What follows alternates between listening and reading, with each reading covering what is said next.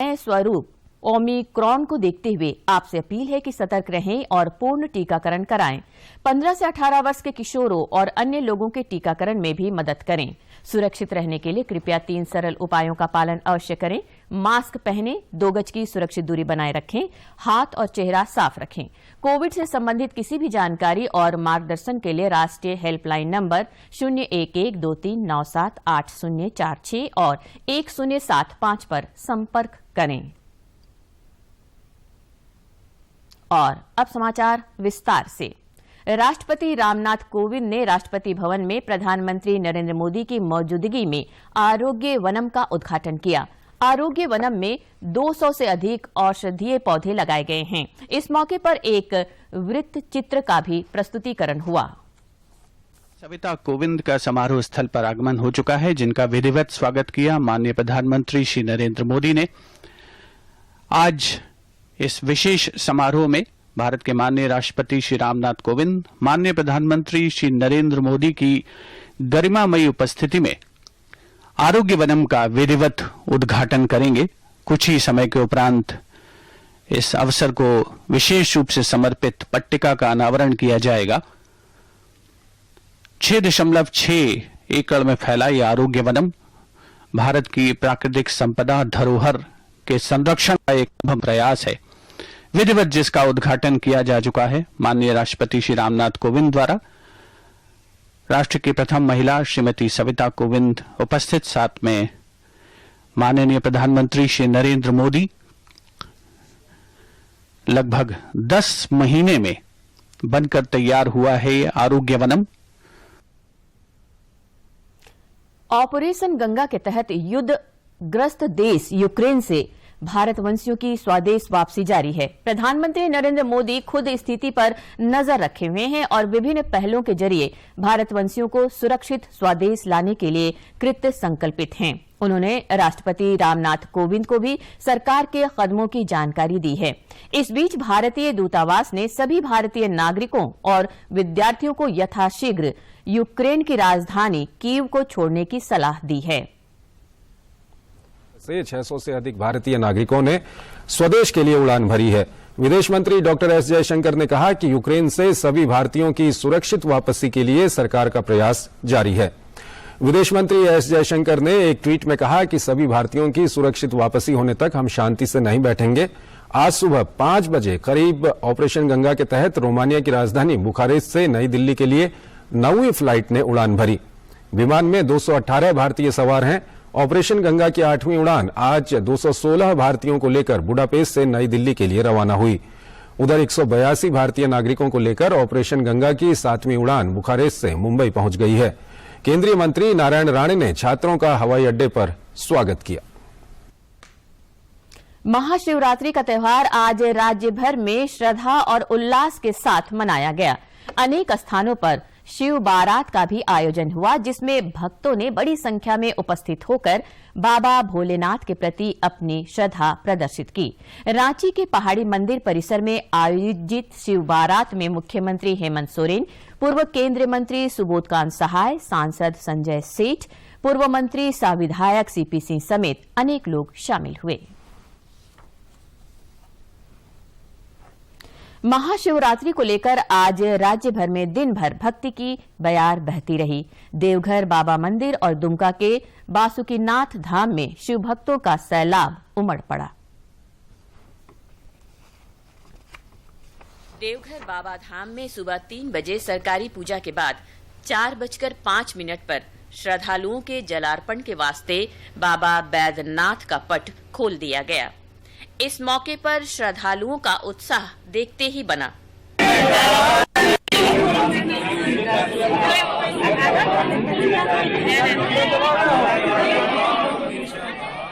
इस मौके पर श्रद्धालुओं का उत्साह देखते ही बना और पूरा बाबा धाम बोल बम और हर हर महादेव के जयकारे से गुंजायमान हो गया।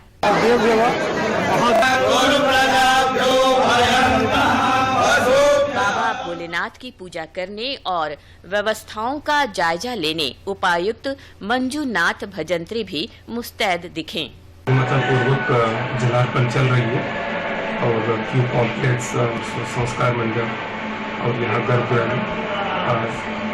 इधर दुमका के विश्व प्रसिद्ध बाबा बासुकीनाथ धाम में महाशिवरात्रि पर आस्था का महासमुंदर उमड़ पड़ा। तड़के 4 बजे से ही भक्तों का सिलसिला उमड़ पड़ा, जो दिन भर चलता रहा। लोगों ने बाबा भोलेनाथ के जयकारे के साथ पूजा अर्चना की।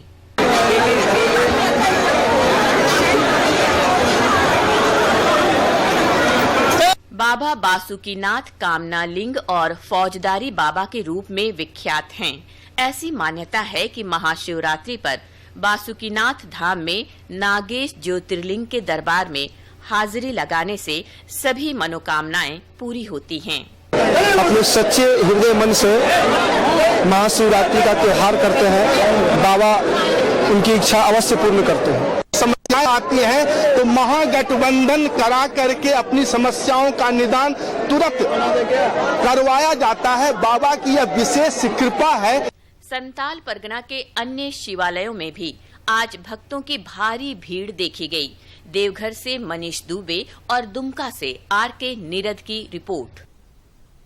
महाशिवरात्रि के अवसर पर रामगढ़ जिले के रजरप्पा स्थित राज्य के सबसे ऊंचे शिवलिंग पर श्रद्धालुओं ने जलाभिषेक किया।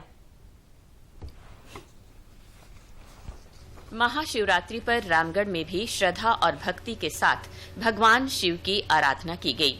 जिले के रजरप्पा स्थित राज्य के सबसे ऊंचे शिवलिंग पर भी भक्तों ने पूरी आस्था के साथ जलाभिषेक किया और देश तथा राज्य के विकास की मंगल कामना की। यह कंटिन्यू कभी भी बंद नहीं होता है। आज यहाँ पे इतना भीड़ है कि सुबह 3 बजे से पूजा के लिए लाइन लगा हुआ है और सब कोई पूजा कर रहे हैं। इस मौके पर मंदिर न्यास समिति के पुजारी असीम पंडा और वर्षों से यहाँ पूजा करा रहे लाल बाबा ने बताया कि शिव पुराण के दौरान चतुर्दशी के दिन महाशिवरात्रि मनाया जाता है और इस दिन रुद्राभिषेक करने से यथेष्ट की प्राप्ति होती है। सती ने जिस दिन जग कुंड में देह को दिया था उस दिन चतुर्दशी का दिन था। तो जब तक शिव जी वहाँ पहुँचेंगे तब तक सब कुछ समाप्त हो चुका था। जिले के टूटी झरना प्राचीन शिव मंदिर में भी राज्य के विभिन्न हिस्सों से आए श्रद्धालुओं ने जलाभिषेक कर भगवान शिव से कामना की। गौरतलब है कि अंग्रेजों के शासनकाल में खुदाई के दौरान यह पूरी मंदिर निकली थी। यहाँ की सबसे बड़ी खासियत यह है कि यहाँ स्थापित शिवलिंग पर 12 महीने प्राकृतिक रूप से स्वतः जलाभिषेक होते रहता है। मिला, फिर बरेंडा मिला, उसके बाद फताल शिवलिंग के पश्चिम भाग में माँ गंगा स्थित है और माँ गंगा के नाभि से ही 12 महीने 24 घंटा जल अभिषेक जो है कंटिन्यू होते रहता है। बाबा जिलों के अन्य शिवालयों में भी पूरे विधि विधान के साथ भगवान शिव शंकर की पूजा अर्चना हुई। रामगढ़ से के तिवारी की रिपोर्ट। महाशिवरात्रि के अवसर पर राजधानी के विभिन्न मंदिरों और शिवालयों में भक्तों की भारी भीड़ उमड़ी और श्रद्धालुओं ने पूरे भक्ति भाव के साथ भगवान भोलेनाथ की आराधना की।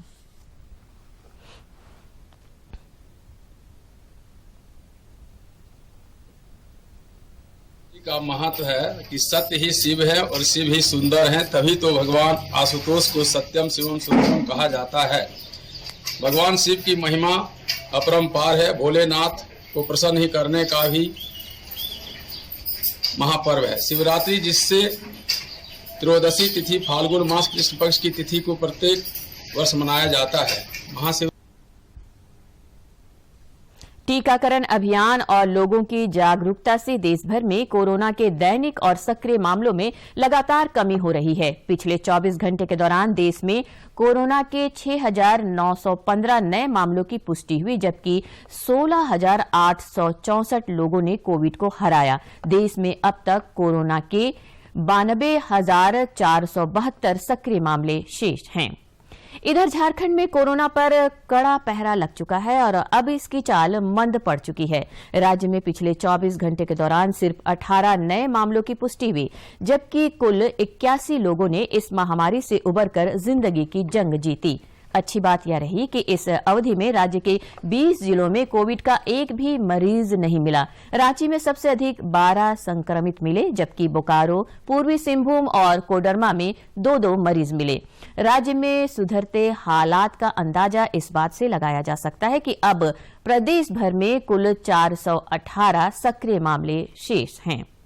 कोरोना के जोखिम को कम करने के लिए देश भर में अनवरत टीकाकरण अभियान जारी है और कुल टीकाकरण का आंकड़ा अब बढ़कर 1,77,70,25,914 से अधिक हो गया है। समाचारों का सिलसिला जारी रहेगा, लेकिन इस विराम के बाद।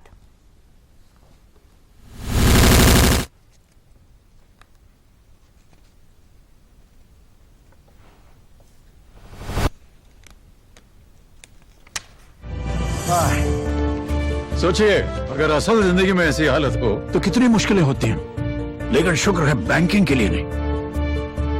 अगर आपकी उम्र 70 साल से अधिक हो या आप दिव्यांग हो तो बैंक आपको कुछ जरूरी बैंकिंग सुविधाएं घर बैठे बैठे दे सकता है। आरबीआई कहता है, जानकार बनिए, सतर्क रहिए।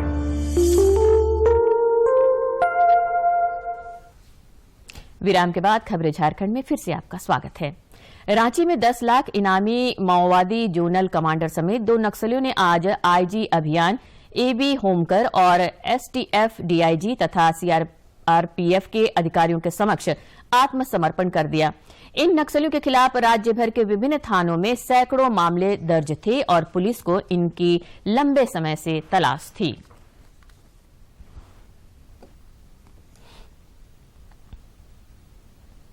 सीआरपीएफ के समक्ष आत्मसमर्पण किया जा रहा है। दोनों जो शीर्षस्थ नक्सली कमांडर हैं, उनके खिलाफ झारखंड के विभिन्न थाना क्षेत्रों में कई नक्सली कांड दर्ज है। तुलेश सिंह मुंडा के खिलाफ कुल जो नियम के तहत हम लोग चलने के लिए आए हैं। और जो आपके साथी बंदूक उठाए हुए उनके लिए क्या कहेंगे आप? सर यही कहेंगे उन लोग को भी, जितना भी मेरा दोस्तारी है, दोस्त लोग है, ये जो झारखंड सरकार का जो सिलेंडर पॉलिसी नीति के तहत उन लोग भी आए और अपना परिवार। लेकिन अभी जितना भी देखा जाए तो मैंने जो सिद्धांत से मैंने अभी का सिस्टम में मैंने पार्टी भटक गया है, जैसा मैंने होना चाहिए ऐसा नहीं हो पा रहा है। इसलिए मैंने सरकार का जो ये मुख्य धारा का नियम है, झारखंड पुलिस और आपका सीआरपीएफ जो ये नया जो सिलेंडर पॉलिसी का सिद्धांत अपने, इसमें हम लोग अपना फायदा देख के आ गए। मैंने घर में रह के इधर पलामू के जंगलों में सुरक्षा बलों और नक्सलियों के बीच जबरदस्त मुठभेड़ हुई और दोनों ओर से जमकर गोलीबारी हुई। सुरक्षा बलों की फायरिंग में एक नक्सली भी घायल हो गया, हालांकि वह फरार होने में कामयाब रहा। मुठभेड़ के दौरान 2 नक्सली पुलिस की पकड़ में भी आए। सर्च अभियान के दौरान AK-47 राइफल की मैगजीन और गोलियों समेत कई चीजों की बरामदगी हुई है। अभी भी तुरकुन के जंगलों में नक्सलियों की धर पकड़ के लिए तलाशी अभियान जारी है। नक्सलियों के साथ सीआरपीएफ और डिस्ट्रिक्ट पुलिस, जिसमें जैक भी शामिल था, उनकी ज्वाइंट टीम थी और इस ज्वाइंट टीम में गोली भी लगी है। हम लोग कन्फर्म हुआ है कि जिसने ट्रीटमेंट किया है वो आदमी खुद ही अरेस्ट हुआ है। वो टीपीसी का रेगुलर जो इलाज करने वाला डॉक्टर है, जिसको बोलते हैं ग्रामीण डॉक्टर, और इसमें रिकवरी जो हुई है वो AK-47 की मैगजीन की हुई। केंद्रीय मंत्री स्मृति ईरानी ने महिला सशक्तिकरण पर बल दिया है। उन्होंने नई दिल्ली में एक कार्यक्रम के दौरान अंतर्राष्ट्रीय महिला दिवस के उपलक्ष्य में महिला दिवस सप्ताह का आगाज किया, जिसकी थीम महिलाओं की सुरक्षा पर आधारित है। गौरतलब है कि 8 मार्च को प्रत्येक वर्ष महिला दिवस मनाया जाता है ताकि आधी आबादी के योगदान को याद किया जा सके और उनके हक हुकूक की बात हो। पुलिस हेल्पलाइन और वन स्टॉप सेंटर्स के सौजन्य से आज की तारीख में लगभग 70 लाख महिलाओं को आप संरक्षित कर पाई हैं, सुरक्षित कर पाई हैं, उन्हें संबल दे पाई हैं। यह आंकड़ा एक राजनेता के लिए कहना आसान है, लेकिन इस सेल्फ डिफेंस प्रोग्राम से पहले जो नुक्कड़ नाटक हुआ था, वो भी हमें बतलाता है कि समाज में महिला और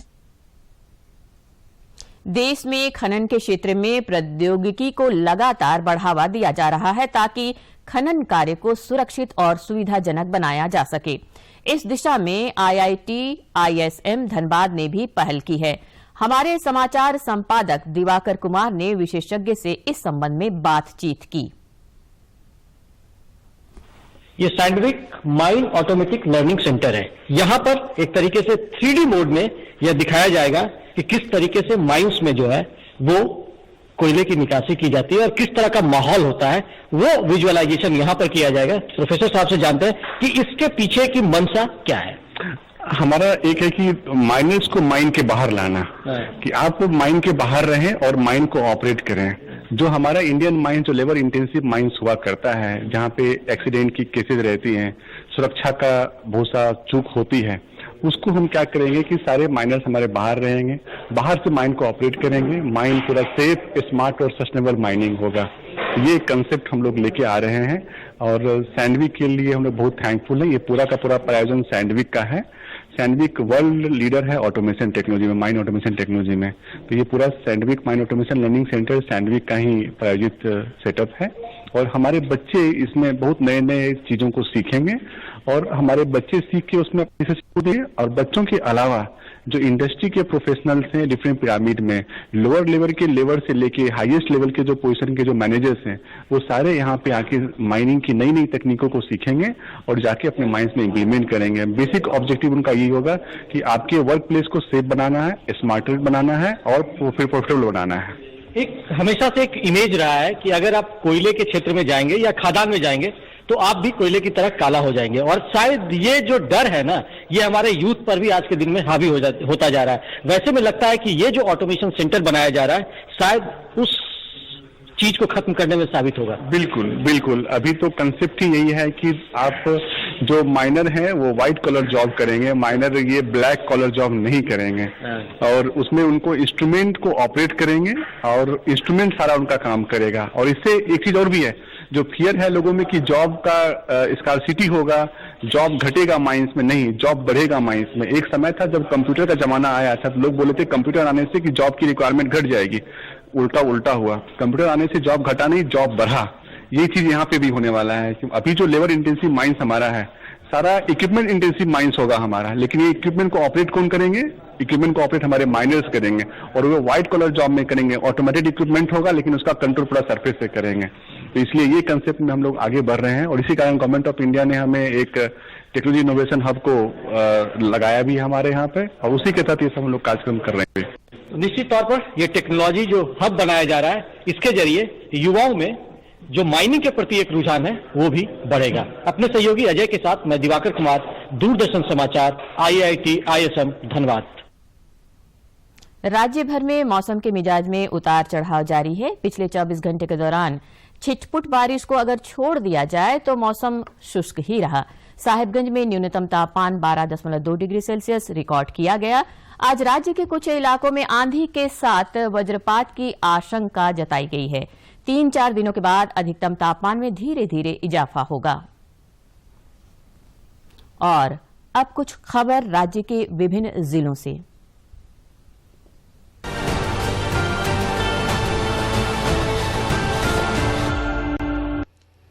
भाजपा विधायक दल के नेता बाबूलाल मरांडी ने साहिबगंज परिसदन में भाजपा कार्यकर्ताओं के साथ वर्तमान समसामयिक राजनीतिक स्थिति समेत अन्य विषयों पर विस्तार से चर्चा की। उन्होंने इस दौरान सरकार के कामकाज पर भी निशाना साधा और विधि व्यवस्था पर सवाल उठाए। कोडरमा जिला में आगामी मैट्रिक और इंटरमीडिएट की परीक्षा को ध्यान में रखते हुए जिला प्रशासन द्वारा प्रोजेक्ट रेल के तहत जिले के लगभग सभी सरकारी विद्यालयों में 10वीं और 12वीं के छात्र छात्राओं का टेस्ट लिया गया। कुपोषण मुक्त कुटी के उद्देश्य को पूर्ण करने के दिशा में सामुदायिक स्तर पर लोगों को प्रोत्साहित किया जा रहा है। इस सिलसिले में कर्रा के किसान पाठशाला में ग्रामीणों को घरों की बाड़ी में साग, हरी सब्जी और फल के पौधे लगाने के वास्ते पोषण वाटिका विकसित करने के संबंधित प्रशिक्षण दिया गया। कोडरमा जिले के 19 सरकारी स्कूलों को मॉडल स्कूल के रूप में विकसित करने के लिए विभिन्न योजनाओं का क्रियान्वयन किया जा रहा है। जिले के उपायुक्त ने इस क्रम में परियोजना बालिका उच्च विद्यालय कोडरमा का औचक निरीक्षण कर विद्यालय में हुए कार्यों का जायजा लिया तथा उचित निर्देश दिए। खूंटी में टीकाकरण महाअभियान के तहत जिले के सुदूरवर्ती क्षेत्रों में भी सुगम रूप से कोरोना का टीका लगाने का कार्य जारी है, ताकि 100% पात्र लोगों को कोरोना रोधी टीके से आच्छादित किया जा सके। लातेहार जिले में पढ़ना लिखना अभियान के तहत 2 अक्टूबर 2022 तक जिला के 100% असाक्षर व्यक्तियों को साक्षर बनाने हेतु जिला स्तरीय कार्यकारिणी समिति की बैठक में कार्य योजना बनाई गई। हजारीबाग जिला प्रशासन ने कृषि मंत्री बादल द्वारा मामला प्रकाश में लाए जाने के बाद मामले पर संज्ञान लेते हुए प्राथमिकता के आधार पर एक व्यक्ति को व्हील चेयर उपलब्ध कराया गया। सांसद जयंत सिन्हा ने बताया है कि हजारीबाग में मेडिकल कैंपों के माध्यम से लोगों की लगातार सहायता की जा रही है। उन्होंने बताया कि अभी तक 1500 से ज्यादा कैंपों में लोगों को वैक्सीनेशन, मेडिकल जांच और दवाइयां दी गई है। देश में प्रधानमंत्री नरेंद्र मोदी के नेतृत्व में कोरोना से लड़ाई जारी है। महाशिवरात्रि के पावन अवसर पर आज राज्य भर में माहौल भक्तिमय बना हुआ है। मुख्यमंत्री हेमंत सोरेन समेत अनेक राजनेताओं ने समस्त राज्यवासियों को इस उपलक्ष्य में शुभकामनाएं दी है।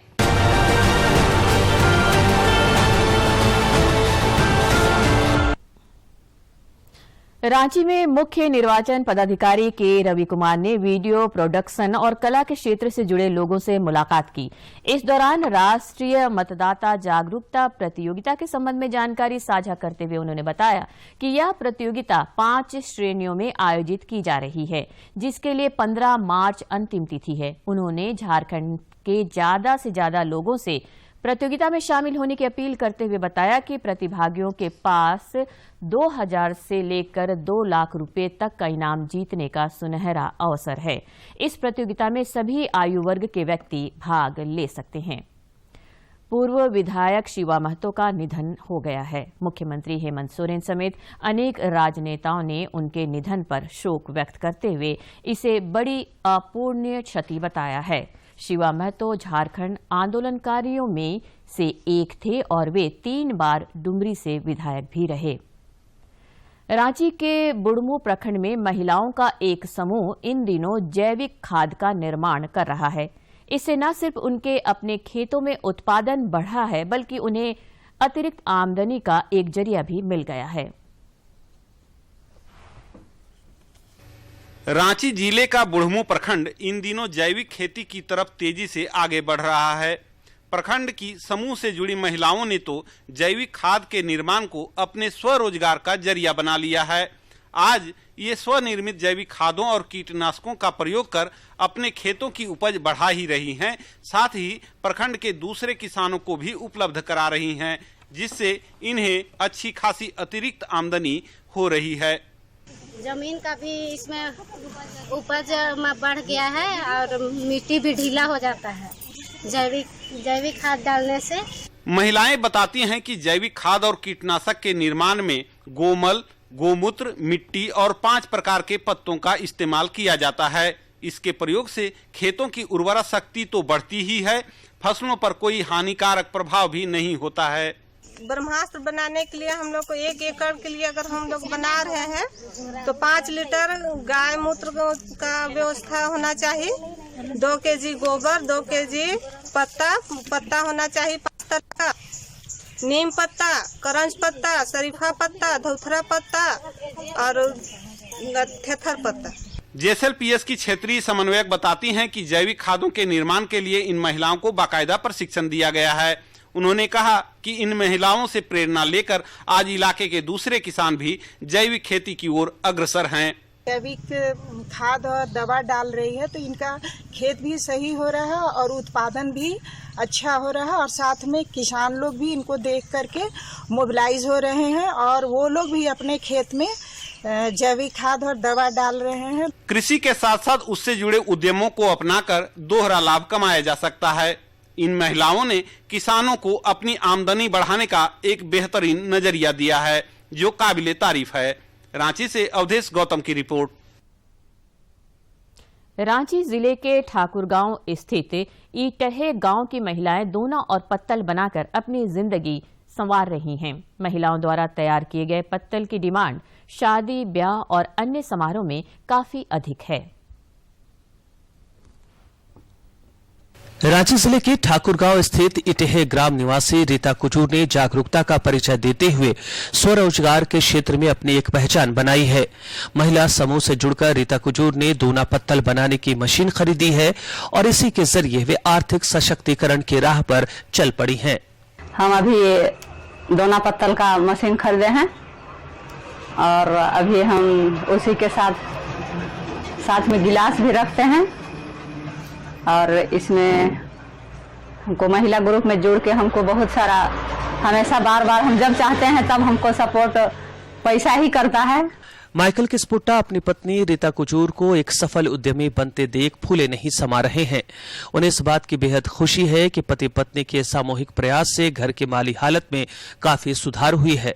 समय समय पर वे अपनी पत्नी के काम में भी हाथ बटाते हैं। मैडम को एक मशीन ले दिए दोना पत्तल बनाने के लिए। अब वो अपना तरीका से कमा ले रही है, हम भी अपना तरीका से अच्छा से कमा ले रहे हैं। दोनों को का अच्छा कमाई हो रहा है और हम दोनों का कमाई से अच्छा घर चल रहा है। हम लोग गांव की महिलाओं को जरूरत के हिसाब से उन्हें प्रशिक्षण और बैंक लिंकेज के माध्यम से ऋण उपलब्ध कराने में Jharkhand state livelihood promotion society अपनी महत्वपूर्ण भूमिका निभा रहा है। बुढ़मू प्रखंड के JSLPS के FTC प्रभात रंजन बताते हैं कि रीता कुजूर और इनकी जैसी कई महिलाओं को जरूरत के मुताबिक मदद देकर उन्हें आत्मनिर्भर बनाने का प्रयास किया जा रहा है। तो इन्होंने खुद से ये इच्छा प्रकट की कि हम पत्तल दोना बना सकते हैं, जो कि बहुत शादी विवाह हो गया किसी भी फंक्शन में जिसकी जरूरत होती है। तो हम लोगों ने इनको एक छोटा सा ट्रेनिंग भी दिला दिया और इनको CC लिंकेज के माध्यम से इनके समूह को ऋण देकर इनको इतना ऋण प्रोवाइड कराया, इनका उपलब्ध कराया कि ये मशीन ले पाएगी। चांदी की चमक के लिए दोना पत्तल को देखकर हर कोई महिलाओं के जज्बे को सलाम करने के लिए खड़ा हो जाता है। कुछ यही वजह है कि इन महिलाओं द्वारा बनाए गए दोना पत्तल की डिमांड शहरों तक देखी जा रही है। राज्य से कर्मवीर की रिपोर्ट। दूरदर्शन झारखंड पर पल पल की खबरों से जुड़े रहने के लिए आप हमारे social media platform Twitter, Facebook और यूट्यूब से जुड़ सकते हैं, क्योंकि खबरों से जितना बाखबर रहना जरूरी है उससे ज्यादा जरूरी है सटीक, संतुलित और निष्पक्ष समाचार। हमारा ट्विटर हैंडल है DD न्यूज झारखंड और फेसबुक पेज है RNUDDK। आप हमें YouTube channel Jharkhand DD news पर भी देख और सुन सकते हैं। और अंत में मुख्य समाचार एक बार फिर। यूक्रेन से भारतवंशियों की वतन वापसी जारी, प्रधानमंत्री अभियान पर रख रहे नजर। भारतीय दूतावास ने सभी भारतीय नागरिकों को यथाशीघ्र कीव छोड़ने की दी सलाह। राज्य भर में महाशिवरात्रि की दिखी धूम, रांची में शिव बारात में मुख्यमंत्री समेत कई गणमान्य हुए शामिल। बाबाधाम और बासुकीनाथ धाम में पूजा अर्चना के लिए जुटे श्रद्धालु।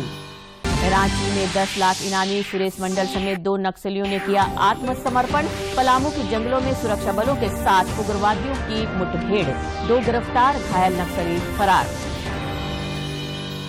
राज्य भर में मौसम का उतार चढ़ाव जारी, आज कुछ इलाकों में आंधी के साथ वज्रपात की आशंका। 3-4 दिनों बाद अधिकतम तापमान में इजाफे के आसार।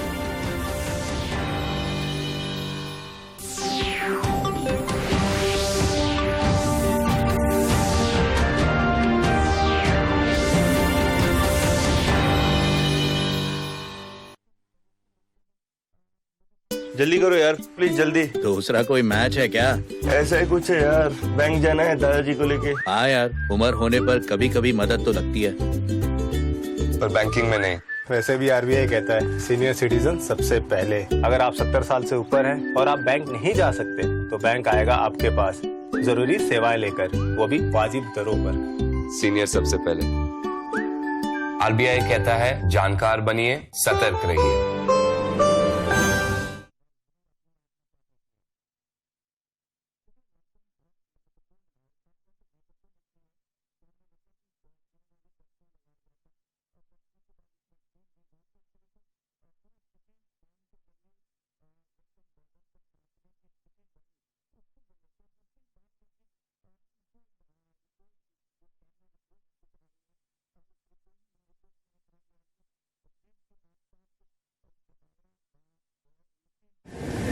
माँ कब आएगा? अभी आएगा। अरे बोलो ना माँ कब आएगा? बोला।